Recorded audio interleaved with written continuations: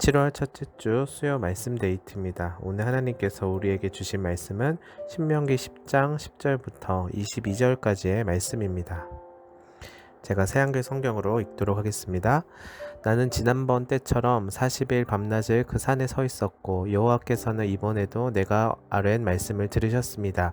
여호와께서 그대들을 망하게 하려 하지 않으셨습니다. 그래서 여호와께서 나에게 말씀하셨습니다. 일어나 가거라. 백성 앞에서 길을 떠나거라. 그들이 가서 그 땅을 차지할 것이다. 그 땅을 내가 그들에게 주기로 그들의 조상들에게 굳게 약속했다. 그대 이스라엘, 이제 여호와 그대의 하나님이 그대에게 요구하시는 것이 무엇입니까? 여호와 그대의 하나님을 두려워하는 것입니다. 그래서 그분의 모든 길로 걷고 그분을 사랑하고 온 마음과 온 정성으로 여호와 그대의 하나님을 섬기는 것뿐입니다. 그리고 내가 오늘 그대에게 알려주는 여호와의 명령들과 규정들을 따르는 것입니다. 그대의 행복을 위해서요. 보세요. 하늘과 하늘의 하늘, 땅과 거기에 있는 모든 것이 여호와 그대의 하나님 것입니다. 정말 여호와께서 그대의 조상들에게 마음이 쏠리셔서 그들을 사랑하셨습니다. 그들 뒤를 이어 그들의 후손을 뽑으셨습니다. 오늘처럼 모든 민족 가운데서 그대들을 뽑으셨습니다. 그러므로 그대들의 마음을 덮은 살가죽을 잘라내고 그대들의 목을 더는 꼿꼿이 하지 마십시오. 여호와 그대들의 하나님은 신들 중에 신이시고 주들 중에 주님이십니다. 크고 힘세고 두려운 신이시지요. 사람을 차별하지 않고 뇌물을 받지 않는 신이시고요. 부모 없는 아이와 남편 여인 여자의 권리를 지켜주시고 나그네를 사랑하여 빵과 옷을 주십니다. 그대들은 나그네를 사랑해야 합니다. 그대들도 이집트 땅에서 나그네였으니까요. 여호와 그대의 하나님을 그대는 두려워하도록 하십시오. 그분을 섬겨야 합니다. 그분께 붙어 있어야 합니다. 그분의 이름으로 맹세하도록 하십시오. 그분은 그대가 찬양드릴 분이시고 그분은 그대의 하나님이십니다. 이 크고 놀라운 일들을 그대에게 해주신 분이십니다. 그대의 두 눈으로 본 일들을요. 이집트로 내려간 그대의 조상들이 70명이었지만 이제 여호와 그대의 하나님이 그대 이스라엘을 하늘의 별처럼 많아지게 해 주셨습니다. 아멘. 다시 찾아온 기회라는 말씀의 제목으로 말씀 은혜를 나누도록 하겠습니다. 하나님의 백성인 이스라엘 백성들은 하나님과 특별한 관계에 있었습니다. 하나님께서는 그들을 택하시고 하나님의 구원 계획을 세상 가운데 드러내셨습니다. 그러나 이스라엘 백성들은 당장의 삶의 문제들 앞에서 이내 하나님보다 다른 것들을 섬기는 죄를 범하였고 스스로 하나님의 인도하심을 저버렸죠.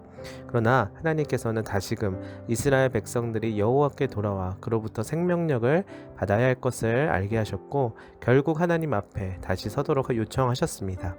그리고 하나님께 나아와 간구하는 자에게 마치 암탉이 자식을 품듯이 그 허물을 덮으시고 하나님의 보호하심 가운데 있도록 하셨습니다. 이것이 바로 은혜입니다. 하나님께서는 오늘 우리와도 특별한 관계를 맺고 계십니다. 하나님의 구원 계획 안에서 하나님의 백성으로 우리를 택정하여 주셔서 하나님의 인도하심을 받고 하늘로부터 내려오는 그 생명력과 지혜를 얻게 해주셨습니다. 그러나 우리의 모습 또한 때로는 연약하고 곤고하고 넘어질 때가 있습니다. 이때 우리는 오직 하나님의 은혜를 갈망해야 합니다. 은혜란 그저 감정적인 만족이나 기분 좋은 마음을 뜻하지는 않습니다. 원어로 이 은혜라는 것은 히브리 말로 헤세드라 부르고 헬라 말로는 카리스라 합니다. 바로 자격 없는 죄인인 우리가 하나님의 강권적인 품으심으로 인하여서 다시 하나님의 보호하심을 받게 됨을 뜻합니다. 특별히 카리스라는 말은 선물이라는 뜻으로 쓰입니다. 하나님께서 그의 백성에게 주시는 선물, 그것이 바로 은혜이지요. 우리는 그 선물을 받고 누리면 되는 것입니다. 이 얼마나 기쁜 일입니까? 우리는 하나님 안에서 이러한 선물을 받을 수 있습니다. 이사야 55장 1절 이렇게 이야기하죠. 오호라 너희 모든 목마른 자들아 물로 나아오라. 돈 없는 자도 오라. 너희는 와서 사 먹되 돈 없이 값없이 와서 포도주와 젖을 사라. 아멘. 값없이 주어진 이 선물로 인해서 우리의 눈물과 허물은 눈 녹듯이 사라지게 됩니다. 이는 마치 어린아이가 마트에 가서 사고 싶은 것이 있는데 당장에 자기 손에 들어오지 못하는 것을 안타까워하며 울며 불며 슬퍼할 때 부모님께서 값을 지불하여 어린아이에게 선물로 주어지게 하는 것과도 같습니다. 그럼 이 아이는 눈물을 닦고 금세 배시시 웃으며 기뻐할 수 있겠지요. 이때 만약 이 아이가 자신이 갖고자 하는 것을 스스로 얻고자 품 안에 쥐고 내려놓지 않으면 진정 얻을 수 없을 것입니다. 이스라엘 백성들은 자신들의 필요를 스스로 채우려 하다가 빗나간 열심으로 인하여 오히려 공경에 처하게 됩니다. 진정 그들의 필요를 채우실 수 있는 분은 다름 아닌 여호와 하나님이십니다. 또한 우리의 필요를 먼저 하시고 우리에게 때에 따라 돕는 은혜를 허락하여 주십니다. 왜냐하면 그분은 우리를 지으신 창조주 하나님이시고 우리를 선하게 인도하시는 분이시기 때문입니다. 오늘 본문 12절 13절까지를 보면 그 하나님께서 바라시는 바람이 하나 있습니다. 그것은 곧 내 하나님 여호와를 경외하여 그의 모든 도를 행하고 그를 사랑하며 마음을 다하고 뜻을 다하여 여호와를 섬기는 것입니다. 이는 하나님께서 오늘 우리의 행복을 위하여 우리에게 말씀하시는 여호와의 명령이자 규례입니다. 이를 통하여서 하나님께서 이스라엘 백성들 곧 우리들을 얼마나 사랑하시는지를 알 수 있습니다. 흔히 우리가 주의를 지킨다라고 하지만 사실 주일이 우리를 지켜준다는 이야기를 많이 합니다. 바로 하나님의 말씀을 듣고 하나님의 인도하심을 받을 때 다른 누구도 아닌 우리의 삶이 진정 행복한 삶이 될 수 있는 것입니다. 그러기 위해서는 마음의 할례를 행해야만 합니다. 즉 구약시대의 할례가 하나님과의 언약관계를 뜻하는 바와 같이 우리 마음 가운데 하나님의 약속을 새기고 늘 하나님을 주인 삼아 하나님의 소유된 백성임을 되뇌이는 것입니다. 잠언 3장 5절부터 6절까지의 말씀을 보면 이렇게 이야기하죠. 너는 마음을 다하여 여호와를 신뢰하고 내 명철을 의지하지 말라. 너는 범사의 그를 인정하라. 그리하면 내 길을 지도하시리라. 우리에게 말씀하시는 여호와 하나님의 지혜인 것입니다. 그리고 17절 22절까지 우리에게 믿음을 요청하시는 그 하나님께서는 어떠한 하나님이신지를 설명하면서 하나님께서 바라보시는 시선을 알려주고 있어요.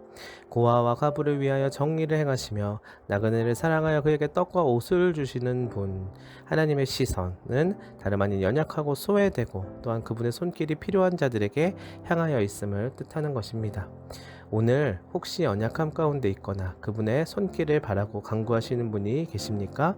하나님께서 그분의 시선을 바로 이러한 자에게 쏟으시고 주의 은혜를 내려주실 것입니다. 또한 보이지 않는 곳에서 소외되고 낭망해 있는 영혼들이 있다면 하나님께서 그들을 바라보시며 긍휼을 베푸시는 시선을 우리 또한 함께 바라보며 하나님의 마음이 향하는 곳에 함께하여 그분의 선하심을 함께 경험하고 서로 하나님의 사랑을 나누는 것이 필요할 것입니다. 특별히 우리들 안에, 우리의 가정에, 주변에, 교회에, 우리의 삶의 자리에 하나님의 시선이 향하는 곳이 있다면 함께 그곳을 바라보고 그분의 선하신 은혜를 함께 경험하면 좋겠습니다. 기도하겠습니다. 하나님, 우리의 허물을 덮으시고 하나님의 은혜와 자비와 용서로 거듭날 수 있게 해주심에 감사합니다. 이제는 우리의 마음 가운데 이 은혜를 새기고 마음의 할례를 통하여 하나님의 소유된 백성임을 늘 돌아보게 하여 주시옵소서. 또한 하나님의 말씀에 귀 기울이고 이를 지켜 행하며 무엇보다 하나님의 시선이 향하는 곳에 우리 또한 함께하여 주의 은혜를 전파하고 경험할 수 있게 하여 주시옵소서. 감사하며 예수님의 이름으로 기도합니다. 아멘.